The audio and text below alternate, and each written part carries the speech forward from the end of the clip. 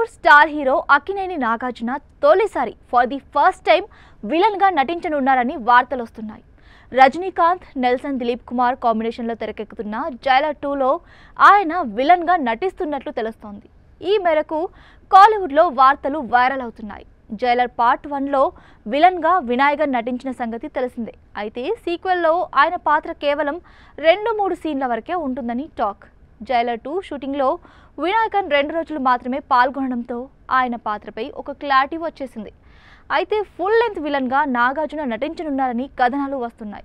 ఇప్పటికే రజనీకాంత్ కూలీలో నాగార్జున ఒక కీలకమైన పాత్రలో నటిస్తున్న విషయం తెలిసిందే.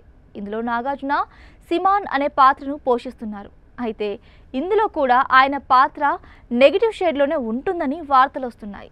ఈ సినిమాకు లోకేష్ కనకరాజ్ దర్శకత్వం వహిస్తున్నారు. ఇందులో క్రేజీ నటి శృతి హాసన్ ముఖ్య పాత్రను పోషించగా, బాలీవుడ్ సూపర్ స్టార్ ఆమిర్ ఖాన్, అలాగే టాలీవుడ్ యువ సామ్రాట్ నాగార్జున, కన్నడ సూపర్ స్టార్ శివరాజ్ కుమార్ ఇలా పలువురు ప్రధాన పాత్రలు పోషించారు.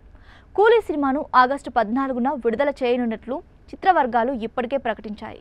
జైలర్ 2 షూటింగ్ రీసెంట్గా చెన్నై పరిసర ప్రాంతాల్లో కొంత భాగం జరిగింది. ప్రస్తుతం కేరళలో జరుపుకుంటోంది. అక్కడ షూటింగ్లో నాగార్జున పాల్గొన్నట్లు సమాచారం. ఇందులో బాలకృష్ణ ఓ పోలీస్ ఆఫీసర్గా నటిస్తున్నట్లు కూడా వార్తలు వచ్చాయి. అయితే ఈ 2 విషయాలపై మేకర్స్ నుంచి ఎలాంటి అధికారిక ప్రకటన రాలేదు.